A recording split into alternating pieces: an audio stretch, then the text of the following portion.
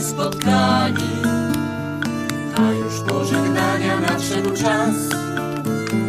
Tyle żeśmy z sobą przebywali, a dziś już wspomnienia łączą nas.